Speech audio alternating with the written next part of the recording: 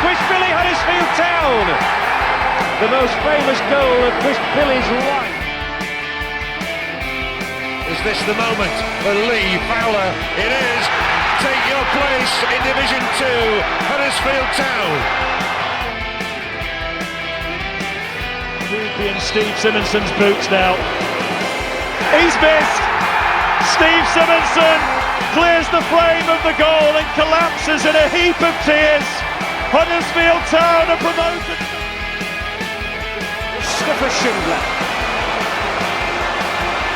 has a chance to write his name in Huddersfield Town legend. And he takes that chance!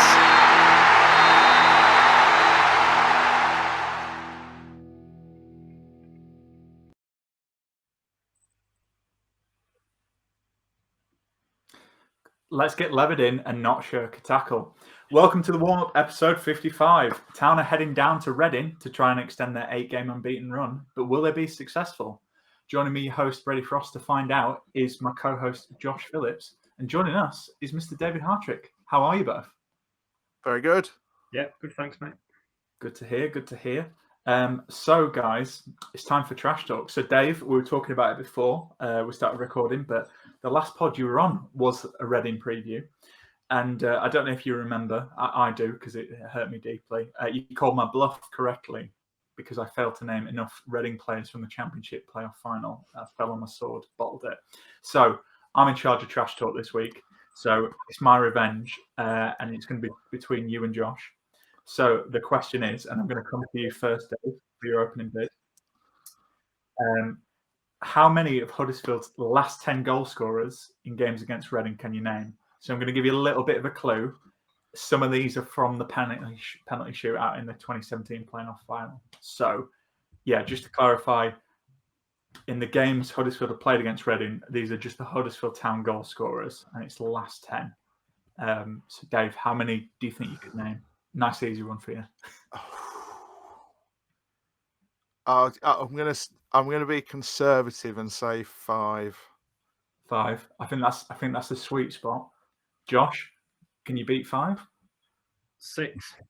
6. All right. Okay. Nice. Dave, can you go for 7? Or are you going to get Josh's name 6? And it includes the shootout. It includes the shootout. I think Josh is going to be able to name everyone in the shootout.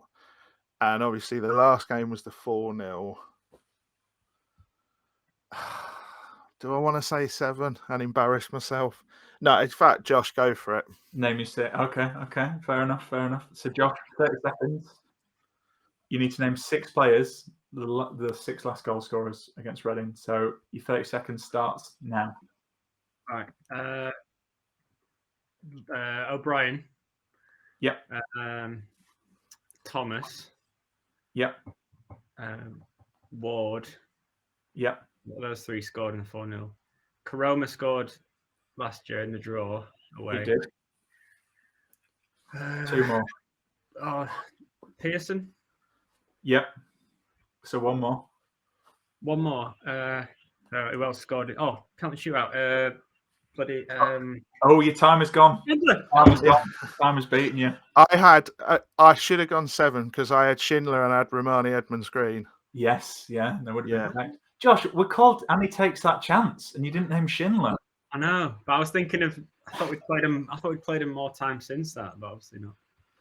Shocking. How many times have we played him?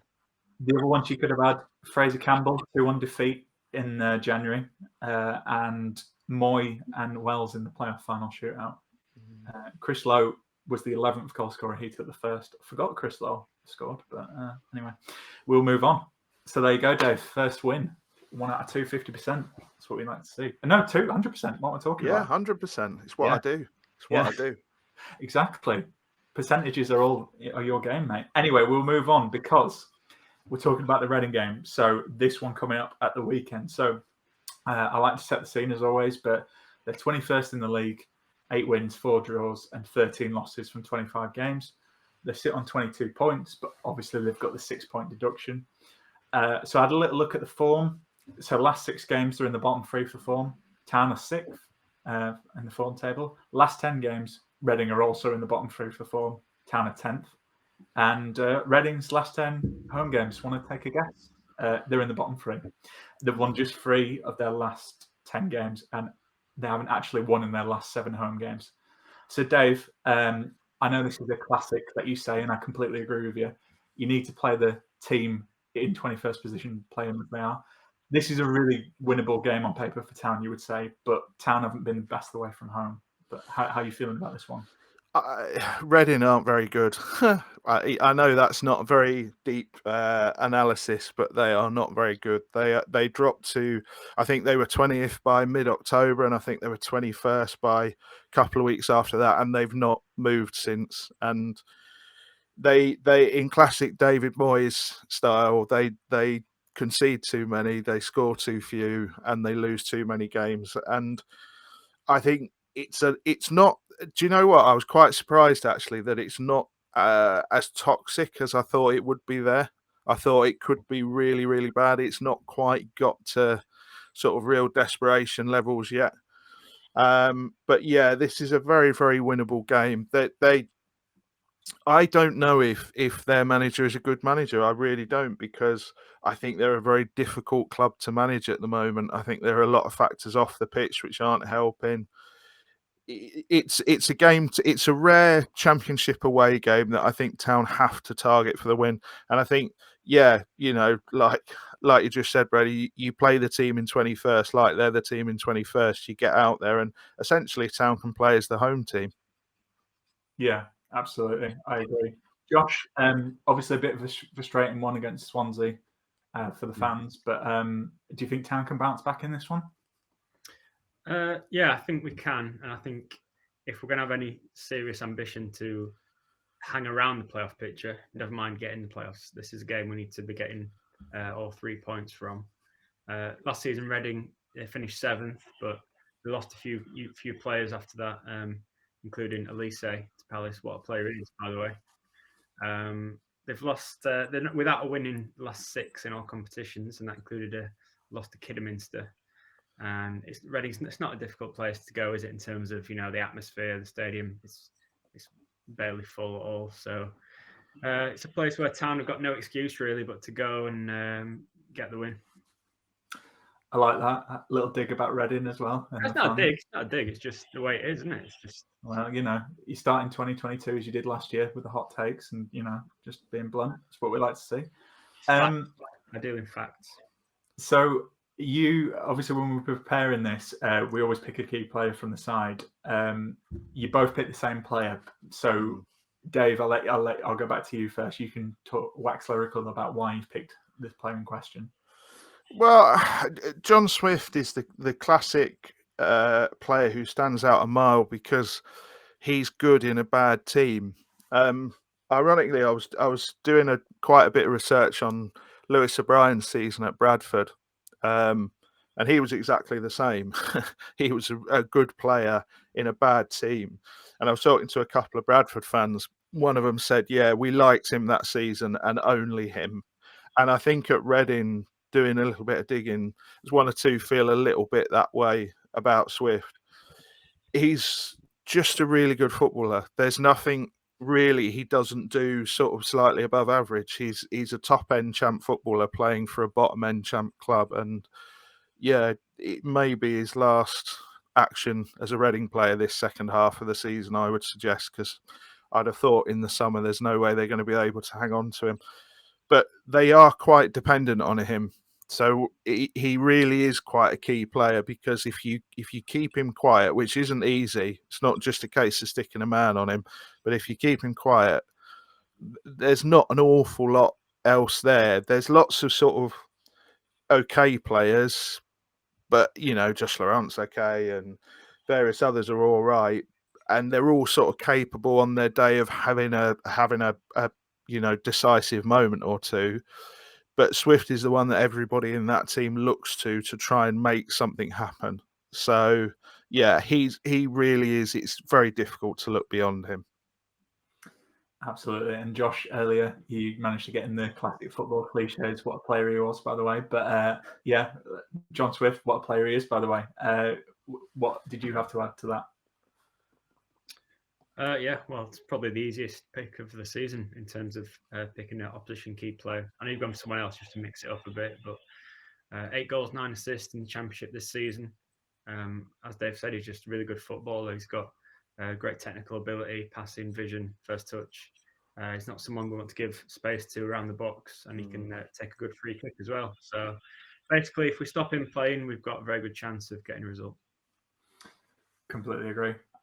So I knew, as I said, I knew you guys had picked John Swift because it's hard not to.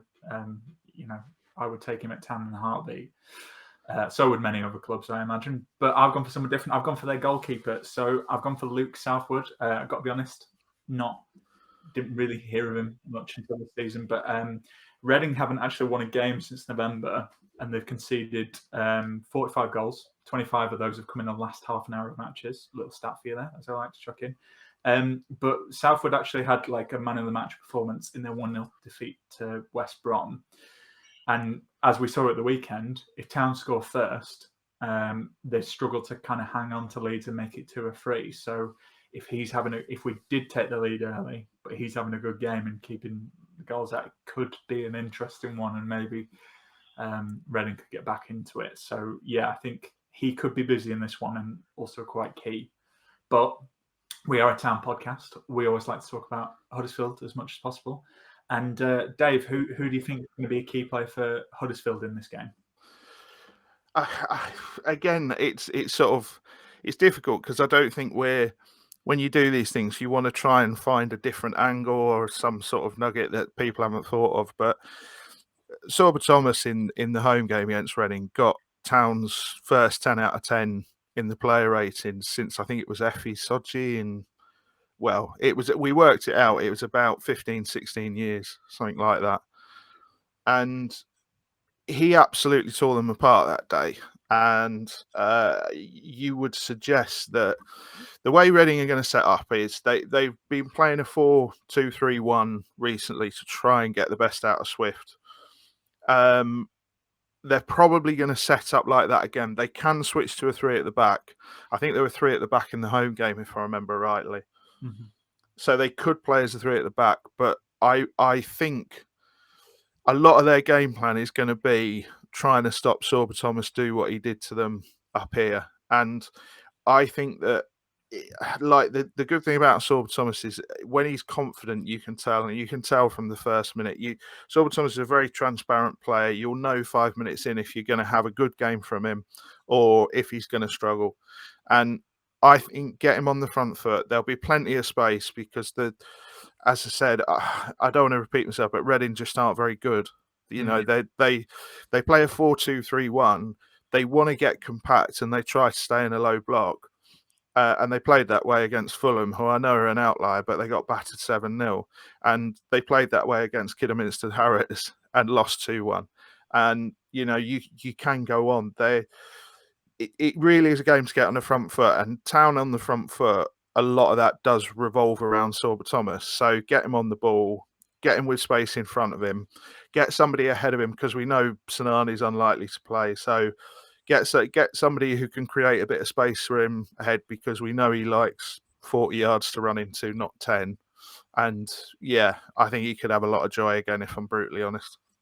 Yeah, and you touched on the home game and, like you say, how good Sorba was that day. I remember he flicked it over the left back's, head, and as the kids would say, destroyed his career or snapped his ankles or whatever. So, but yeah, he was on it. So I think that's a really good shout for a key player. Josh, who have you gone for?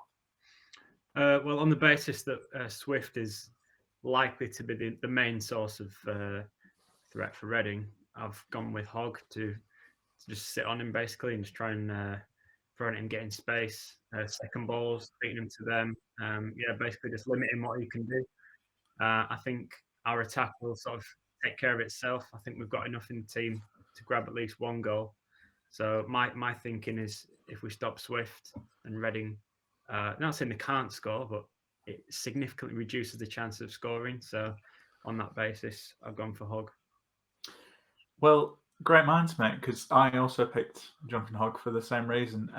Dave, you touched on it in Utabia, but Hoggy in the Swansea game, he was getting dragged by Swansea players who kept dropping into the 10 position, and I don't think that'll be happening against Reading. But you touched on it there, Josh. Swift is the danger man for me, and I think stopping him, but also, like you said, passing it on to other players who can start attacks and build up. Because I agree. I think it's very concerning when you're a Town fan, because you don't want to feel too confident, but you have to say this is a game we can win, and if we go out and do our best, we have enough to beat them.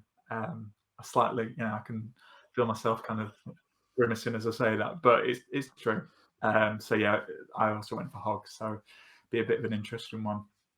But we'll hear more about the situation with Reading now, because it's time for View from the Other Side. So I caught up with Matt from Elm Park Royals, the Reading podcast, to find out what's going on at Reading at the moment, and here's what he had to say. Hi Matt, thanks for joining me. So Reading have been hit with a points deduction and they're in a bit of a bad spell at the moment. Is this how you expected the season to pan out? Thanks for having me. It's difficult to know how Reading fans expected this to pan out, because there were rumours that we were in a transfer embargo, which was eventually confirmed on the EFL website, and then the club eventually put out a statement saying that they didn't want this public, but yes, that's how things were. So obviously, when there's a transfer embargo, you're kind of assuming that something is going to come down the line, and there was a negotiated agreement where we've been docked 6 points with 6 suspended, and that's obviously hurt and put us, I want to say, in a false position, but realistically, the more games we play, it's starting to not be as false. Even with the 6 points added, it wouldn't be, we wouldn't be too much higher in the table. I think that this season has been much worse than people expected, and realistically worse than it should have been. That we've dropped a lot of points from winning positions, some of those because the players, like on the pitch, we just can't put out a team that is competitive enough to last 90 minutes.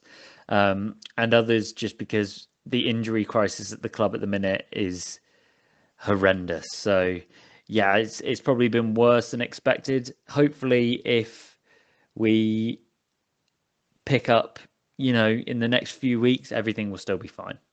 How do you think Reading will get on in the second half of the season then? Well, so yeah, as I touched on, I think that the second half of the season has the potential to go one of two ways. That is that we don't get players back and we stay in this kind of rut that we're in now, and things could get pretty bleak. In the last kind of week and a half now, we've lost to Kidderminster in the FA Cup, been battered 7-0, lost in the final minute against Middlesbrough. Liam Moore's been stripped of the captaincy, and it doesn't stop. So hopefully at some point this run on and off the field has to come to a close and we can get a little bit more positivity around the club.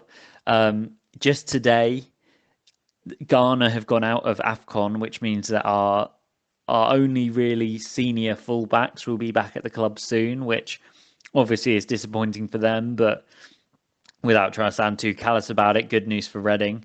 And then we've got Lucas Zhao coming back, Michael Morrison coming back. So there should be a stronger team on the pitch, and a team that's easily good enough to avoid any kind of relegation concerns. But it's just how quickly they can come back, and whether they come back in the same form that they were in pre-injury. So what's the situation with Veljko Paunovic, the Reading manager? We've heard this unrest among Reading fans, but would a change now be good for the Royals? Oh, Veljko Paunovic, I think everyone now is of the opinion that he's on his last legs, and his contract is up in summer, and I don't think he'll be sticking around longer than that. As part of the Liam Moore statement that came out on the weekend, there was also kind of a backing of Veljko. One of the guys that seems to have a source in the club thinks that Veljko is going to be here till summer. And if you're in your job after the week that we've had, it's going to take something pretty big to dislodge you, I would think. He has had a torrid time with injuries, as mentioned. So in some ways, given what he achieved last season, it almost feels fair to give him that time when players come back, but equally, the later we get down the track, the harder it's going to be to keep seeing these kind of results. I think that people have grown a bit tired of his style of football as well. It was working last season, kind of nab a goal with Zhao up front and then sit back. This season, it's not been working. And on top of that, even when we've scored, we've conceded late goals. We sit back in the second half a lot. And yeah, it's a pretty toxic place to be around. And although that doesn't feel like Paunovic's fault entirely, I think that he's probably not maximising what he has at his disposal.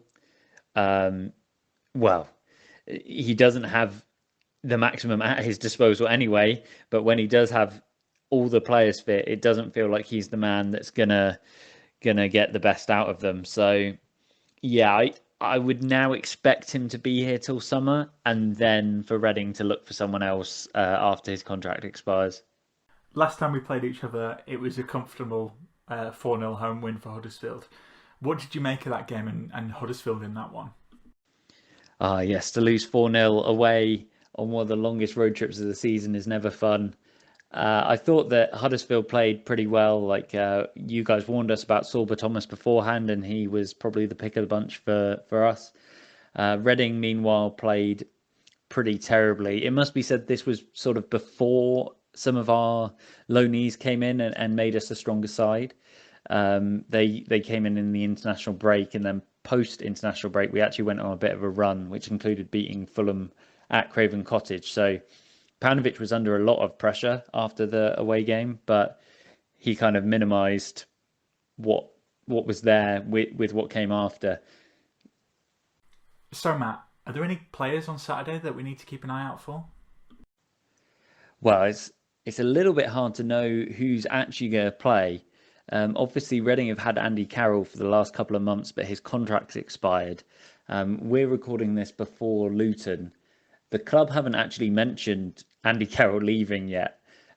So it's all a little bit of guesswork because we apparently put a contract down for him to sign, but it sounds like he may have other options. And realistically, if anyone wants him, they're probably going to be better financially for him. So if Andy Carroll somehow starts, he'll be fun. But other than that, I mean, I always mention John Swift because he's always excellent.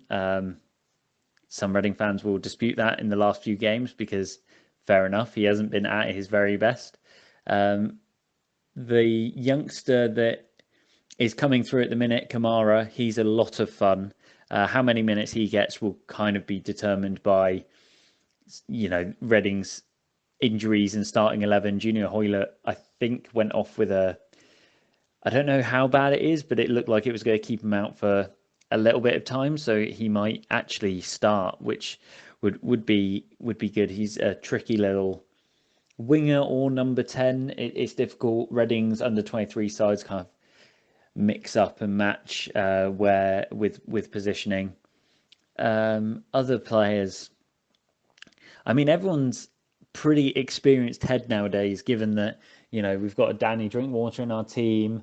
Our centre backs, well, when fit, are like Michael Morrison and it has been Liam Moore. Obviously, will not be Liam Moore anymore. Tom Holmes at centre back is quite funny. He has a good range of passing. He's a little bit still inexperienced. He's only 21. And then on either side of him, I say we've got experience, but our fullbacks are going to be super young, and anything can really happen there. And it really depends, again, who's fit. It's quite difficult to pick anyone out due to the injury crisis. So, sorry, but Kamara definitely is one to look out for. And, John Swift, best player in the division. How are Reading fans feeling about this game then? Are they nervous? Well, we're recording this before Luton, so it could change, but pretty downbeat, I think. Obviously, given the result away at the John Smith Stadium, we're not looking forward to it. Reading have been pretty dire at home. I think I saw a stat that said we've not won in 7. And not to keep coming back to it, that obviously includes a 7-0 loss to Fulham last week, which it was weird that the fans could have been worse. I thought they were very good before the game, especially given that we'd just gone out to Kidderminster in the FA Cup just a few days before. But it felt more like the stuffing was just completely knocked out of everyone there. And it wasn't so much negative and toxic as it was just lifeless by the end. So I'm hoping that we can grab some form of points against Luton midweek, and then maybe we can go into the weekend with a bit more confidence. But it's going to be a tough match, as any of them are going to be. Maybe if Lucas Shaw is fit to play more than 5 minutes as he did against Middlesbrough, then that would be positive. Michael Morrison coming back from injury. He played 45 minutes for the under-23s on Friday. That would be positive. So maybe not quite as negative as it would have been last week, but still, I think you'd be hard-pressed to find an optimistic Reading fan. What are you expecting from the game against Huddersfield, Matt? A very nervy game on our behalf. I think that Reading have a tendency to sit back in second halves, which I think Paunovic is trying to fix. We didn't do it as much against Middlesbrough last week, but if the home fans get on top of you, obviously that can translate to the players, and then, well, who knows what will really happen. I think Reading will probably go defence first and try and keep it tight at the back, and with our full-backs at the minute, they need a lot of help from their wingers, which also means that it's quite difficult to then move up the field, especially when you don't have that target man in Andy Carroll anymore. So I'm not expecting a particularly fun game for the neutral, but, wow, I mean, any kind of result for Reading would be huge. So if we get a goal, things could get even more nervy given the way that we've thrown away leads. But yeah, that's the best way for a Paunovic team to play, is to kind of nick a goal and then sit back. So if we concede early on, things could get pretty dire, but hopefully that doesn't happen. Finally, I ask all our guests, but how do you see the game going? And if you had to give a score prediction, what would it be? Well, yes, as I said, I think a nervy game. I think that, I mean, my head says that we're gonna lose. I think that Huddersfield are in, well, I mean, there's nobody in the league in worse form than Reading currently. My heart, however, is saying a 1-0 win, which I went with just before Middlesbrough, and 85 minutes in was going pretty well, but 2 late goals scuppered us there. Maybe with the home fans behind us, maybe that can see us over the line. It's difficult. I think that it will be a nervy game, whatever happens from Reading's perspective. And obviously, if that leads to you scoring quickly and not just scoring once, like we have a tendency of conceding in batches. So if that happens early in the first half, or even as Fulham showed, although admittedly the rest of this week has shown that result isn't quite as bad as it seemed at the time, you can get 2, 3, 4 in really quick succession. So yeah, let's go with a hopeful 1-0 win. And I mean, I would just take any points, please. Okay. And thanks to Matt for that. Interesting, as always. So we have lost Josh, because Josh is going to five-a-side. He's dedicated to the pod and also to playing football. So there you go.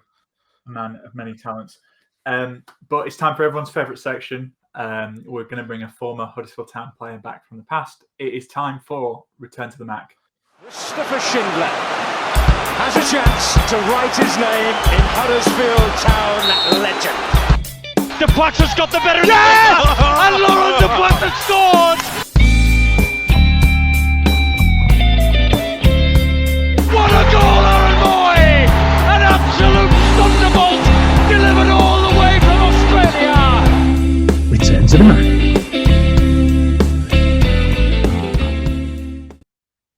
Okay. Okay, so Dave, who are you going for? Who are you bringing back? It's a painful one, this, for me, because I'm slightly doing it for a laugh, but it's also, I still have PTSD from this player. But I'd bring back Danny Drinkwater. Just A, just because there's a connection between the two sides. B, because in his pomp, he was a brilliant, brilliant player, to be fair. And the move to Chelsea hasn't worked out, and he now finds himself at Reading, and his career has seriously taken a nosedive lately. There's no denying that. But he was such a promising youngster, and of course, when he came to town, made his debut on the Saturday, and I think it was the Wednesday night. Came on after about an hour against my own dear Brighton and Hove Albion, and I think he scored the 6th of the 7. Might have been even be the 7th of the 7th, but it was the one that I saw and then walked out and went and sat in Ricky's, nursing a pint until my mates came and joined me. It was the one that drove me over the edge because, being from Brighton and being a Brighton fan and living in Huddersfield, that was an extremely fun couple of weeks after that game. Extremely fun couple of weeks. Well, you've got to have the lows to enjoy the highs, Dave. And I think you're having your highs at the moment, so well worth it. But that's a good shout. And Danny obviously bringing the important message to stay hydrated as always. So Josh has left us, but he's gone for a big. He's dropped the bomb and left it because he's gone for a big player. The reasoning is because we've lost goals in the wide areas with Sinani being injured. He's bringing back Karlan Grant. Now, I don't know about you, Dave, but I think Karlan Grant's probably going to win against Danny Drinkwater. But who knows? Twitter can be weird and wonderful. But we will see. But my player. So sometimes when we do this, there's a name that just comes to you because Huddersfield's recruitment department is doing it for you. I was chatting to Matt when we heard about his contract dispute. Dave, we were chatting about it before we started recording. Obviously, seen in the Examiner as well. There is some interest. Jamie Patterson, 8 goals, 4 assists in 21 starts for Swansea this season. Can play on the wing and in the number 10 role. Exactly what we need. I'd love to bring him back. I think he's a great player. Josh Marsh, Dean Hoyle, if you're listening, try and get him signed. I know there's competition, but just can't be playing for town, can you? That's what every player wants to do. Danny Drinkwater, Karlan Grant, and Jamie Patterson. We will see who wins. There will be a runaway winner of that, I reckon. And that'll just be Cozzy using his various accounts to vote. Absolutely. Or Cozzy, as he always does, which I do enjoy, just putting a random half-crap town player as a 4th suggestion. So, don't let me down. Okay, so Dave, you're the boss. I can't remember if I asked you this, but just to refresh the listeners, if you're in charge in the dugout down at the Majeski on Saturday, what would be your manager get-up? Are you going tracksuit? Well, as you know, Brady, I have a theory, and that is that every manager is either a coach driver or a pilot. And the theory is absolutely infallible and works whoever you throw at me. Big Sam, coach driver, Arsene Wenger, pilot. I've always favoured the pilot look, but I think on a really cold day, I might dip into the club shop for one of them big, thick coats. Nice. What, like a Wenger coat? Or... Yeah. Just look like a big old slug on the touchline. Okay. Like it. But if you are in charge, I think, team kind of picks itself. Would you agree, or are you going for anything different? No, I think me and Stephen Chicken have had we had a lot of conversations a while back about sort of going backward forwards and predicted 11s, and I used to put a predicted 11 into the Examiner, and he'd put a predicted 11 in, and we'd have a piece out of it. But it's very easy to judge it now because Corberan is not going to change his system from the first whistle. He's likely to line up in the 3-4-3. He could change it after 5 minutes because that's what he does sometimes. But it's likely to be a 3-4-3 at kickoff. If Colwill is back and fit, and the indications last week were that hopefully he would be, we'll find out when we do the pre-game press conference. He comes straight back in. That back fours are movable. That midfield fours are movable. You're not taking anyone out of there if they're fit. It's only really sort of left and right of the front three where it's up for debate, and I don't even think that's really up for debate in terms of Koroma left, Ward central, and Holmes, who again hopefully is back and fit, drops in and plays on the right. So I think it picks itself really. You just hope Colwill makes a big difference when he comes into that back three. So you hope he's fit, because I think that if they have to play a 4, they have to make that Sarr or Turton decision again in terms of what they do at the back if Colwill's not fit. So, but the indications were last week that he was going to be fit. So, yeah, I think it pretty much picks itself. Yeah, and to be boring, I've pretty much gone for the same because I think it's hard to disagree. I have got Josh's. The only changes he's made is he's put Peeper in and pushed Thomas into the 3 with Ward in the middle. I think, and that's valid. I think it depends on Holmes. I think if Dwayne Holmes is fully fit, I think Dwayne Holmes starts. But if all we were told, I think, was that he was in isolation. So we'll see. We'll see. Yeah. And to be fair, Holmes obviously got a lot of stick, but has been playing really well recently, and fully deserves the praise he's getting. I suppose the question I'd ask you then, Dave, because like you say, the team picks itself, and I know you've got a piece about Scott High, but obviously Scott High came on, and the game changed. We've talked about that, but I think Swansea were a lot better in the second half, and that had quite a lot to do with it as well. But if things aren't working out on Saturday, what do you think Corberan?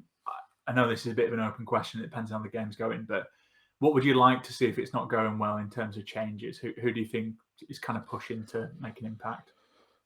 I think, having watched a little bit of Reading, I think the change I would make is I'd probably switch to a 3-5-2, and that would be my first change, and it wouldn't actually be changing any of the personnel on the pitch. With Koroma tucked in then behind Ward, basically, and Holmes dropping back into midfield. And then probably my next change after that is to take Holmes out and put High on. And I think play High as more of a progressive passer. You don't need him doing a role as a 6. He struggled when he came on Saturday. It was his worst 45 minutes in a Town shirt. But he's going to have these games and he's going to have these moments because he's a very young footballer. The point I was making in the piece was that Lewis O'Brien went away to Bradford and he was sort of ready anyway, but he came back having played 46 games. That was in the season. That was Scott's High's 46th appearance of his career to date. Lewis O'Brien played, I think, over 3,000 minutes that season. Scott High's nowhere near that yet.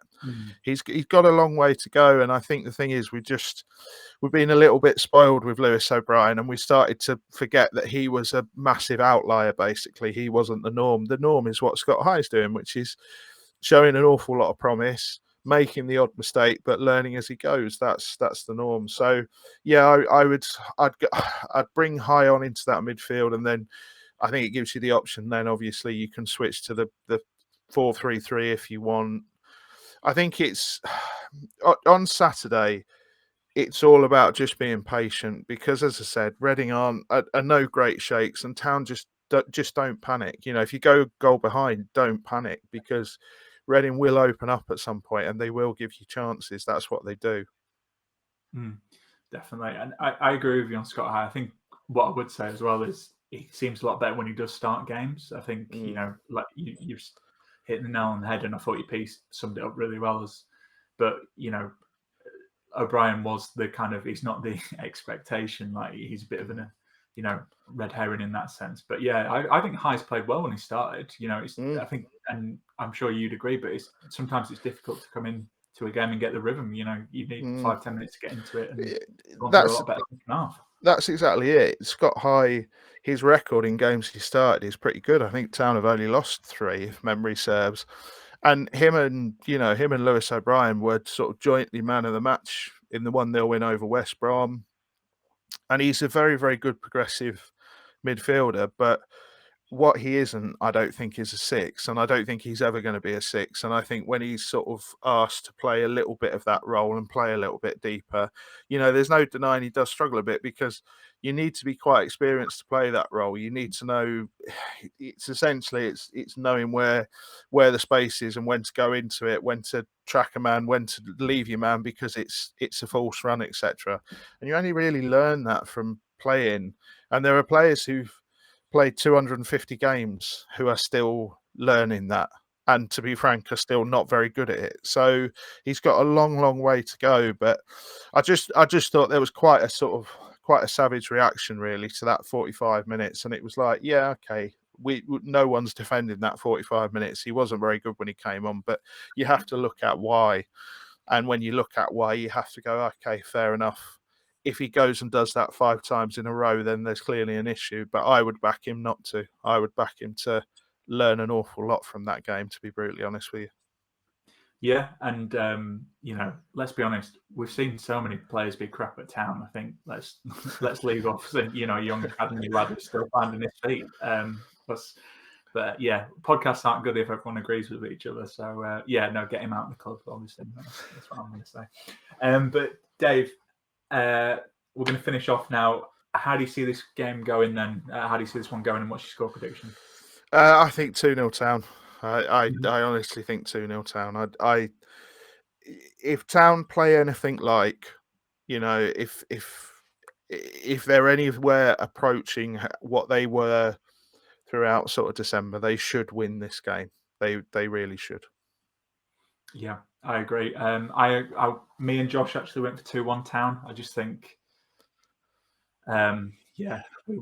Matt's posted in the chat. He's secretly helping with the editing. I think we'll sit back and invite pressure. But I think we've got enough to win this. And if we get a win and it's nine games unbeaten, it's a good little run, isn't it? So I said positives, and I do think we'll get a win. I just don't think we'll make it easy for ourselves as always. But anyway, I think that's it. I would like to thank Matt for helping edit this. I'm sure this is going to be a bit of an easy one. We've had a few technical errors with this, probably my bad as always. I'd like to thank Dave and Josh for being patient. I mean, Dave's more patient because he stuck to the end. Josh has left us to play 5-a-side. I hope you win, Josh. Otherwise, if you're not, there was no point in you going. And I'd also like to thank Magic Rock, who always sponsor this. Tap room's open. You know where to go. You can go online, 10% off with our code AHTTC10. And thanks to Magic Rock for actually sending me some beers while I was ill and off. Really nice touch. So wasn't expecting it. So I will tuck into them this weekend, I imagine. But yeah, cheers, and we'll be back to preview the next one.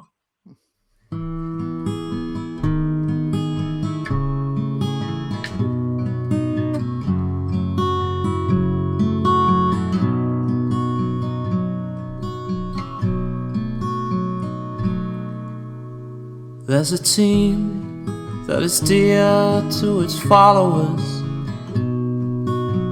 The colours are bright blue and white.